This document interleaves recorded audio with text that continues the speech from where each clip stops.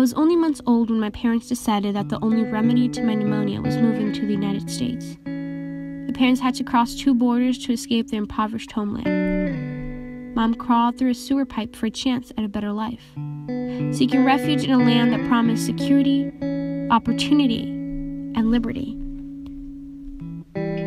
Mom, Dad, we're not that different. Our vision is the same. The goals I made for myself were rooted from promises this country made to the both of us, to always better my future in the hopes of improving the world around us. My education was supposed to be the gateway to what we thought was the American dream. But we find ourselves here, Lakewood, New Jersey, where the quality of education is not what we deserve, because it's not what you came to this country for and continue to work long hours for. As a hub of minorities, Lakewood is often stereotyped. Neighboring towns either distinguish us as Jews or Mexicans, as if those 2 words could ever sum up our dozens of cultures, our struggles, and our stories. They drive on our bumpy roads and curse us for neglecting our infrastructure. To them, we are just a hole in the wall town where everyone is selling and doing drugs or is in a gang. But we live here. This is our home. There's no denying that our people are hard workers. We're willing to work 12-hour shifts in the hopes of providing our families with basic necessities. Happily and gratefully, we pick up jobs, gardening our neighbors' yards or cleaning their houses. Because no matter what, food needs to reach our family's table. We know our neighbors are not just Mexican or Jewish, because before all of our differences, we are human. In our daily lives, we are lucky to interact with dozens of people from every walk of life. Lakewood has no borders. We have a very diverse population with a strong sense of locality. But like any community, we have our struggles.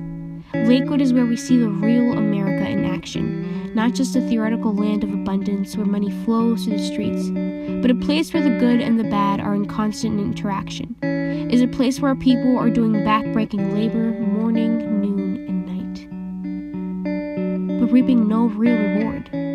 It is a place where the corruption exists among our leaders, a place where the voice demanding fairness are being shushed by incapable and biased hands. We must band together to protect the most vulnerable part of our community. Every day, kids spend 6 to 8 hours a day at school, and as parents, you entrust to us our teachers and administrators. In theory, school is supposed to be a sacred place of communal interaction where young minds are nourished as we learn to become productive members of society. But what happens when there's a noticeable shortage of crayons? When there's no longer enough textbooks for every child to take home and study? These are the red warning lights that make us realize that school is actually a place where the issues plaguing the town are most evident. By now, you're probably wondering, why are there not enough school supplies? We all are. Back in March of 2016, NJTV News reported that Lakewood Public Schools face a $12 million budget cut that would threaten to dismiss 68 teachers, resulting in classrooms with 40-plus kids. Fast forward to March 7, 2017, and the Lakewood Public School teachers received reduction in force notices in the mail. These are the infamous letters that notified our teaching staff that their employment would be discussed by the Board of Education. Then, before the April 26, 2017 Board of Education meeting, flyers started circulating, informing the general public what the budget cut would really mean. Lakewood Public Schools would lay off 119 certified teachers, increasing the average class size to 50-plus students. In essence, 119 is 1/4 of the overall district teachers. Moreover, this budget cut will result in the elimination of all after-school activities, after-school sports, as well as high school and summer school. Furthermore, the public school district would cut the summer bridge programs, which are essential for the facilitated transition of students into the middle and high school. The budget cut would also reduce the school supply budget by a whopping $500,000. As some of you might be aware, the state intervened in 2016 with $6 million in aid, and then again in 2017 with a lofty $8.5 million aid package after the student body banded together before the Board of Education. However, this is not enough. We must find the real reasons why the district continuously needs to be bailed out. We understand that you're angry. We are angry too.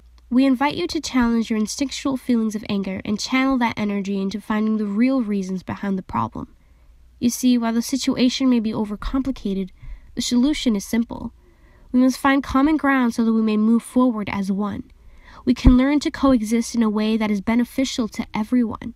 To uncover the truth and demand justice, we must unite.